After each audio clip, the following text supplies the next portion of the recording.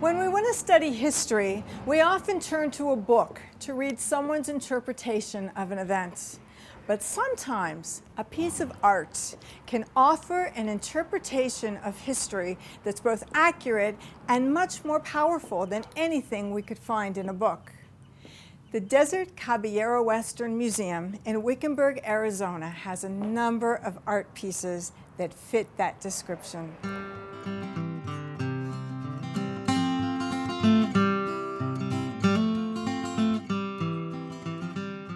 Hi James, thanks so much for taking time with me this afternoon. You're most welcome, Julie. So the museum has this incredible collection. Can you tell me a little bit about what we're looking at? Certainly. The Desert Caballeros Western Museum has a wonderful collection of frontier and explorer art, including works by the great Western artists Frederick Remington and Charles Russell. Here we're looking at what's probably the most famous Frederick Remington bronze, Bronco Buster, completed in 1895. And it depicts a snapshot in time of what life was like in the mythic Old West, which lasted from approximately the 1860s until the late 1880s. So even at that time, just a few years later in 1895, this way of life was already fading away, and Remington was interested in capturing that. Here we have a wonderful painting by Remington titled Vaquero, and this was painted on a ranch in northern Mexico.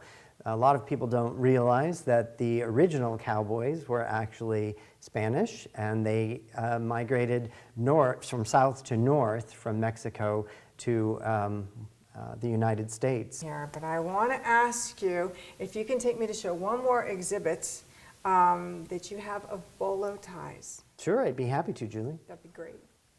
Vic Cedarstaff in Wickenburg here, just north of here, the Bradshaw Mountains, he was riding in the 1940s and his hat blew off, and he took his hat band and put it around his neck, and that was sort of the beginning of the idea.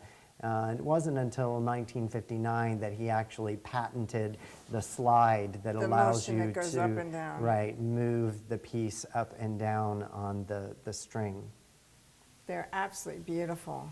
Now I have to tell you, in New Mexico, they give claim to a businessman named Manny Goodman for the creation of the bolo, but certainly it was Vic Cedarstaff who did the patent on it and did the slide. So I think that we can agree that whether it was New Mexico or Arizona, that the original tradition of some of the silversmithing came from some of the Native American tribes in the area. Correct, Julie. So while not all of the bolo ties have silver work, a lot of them do, and you can see some fine examples here in the collection. And there's a long tradition among various American Indian tribes of the Southwest United States of silversmithing, starting with the Navajo and the Zuni, and then later the Hopi with the silver overlay technique. They're beautiful. So James, my final question. Compared to a regular tie, are they more comfortable?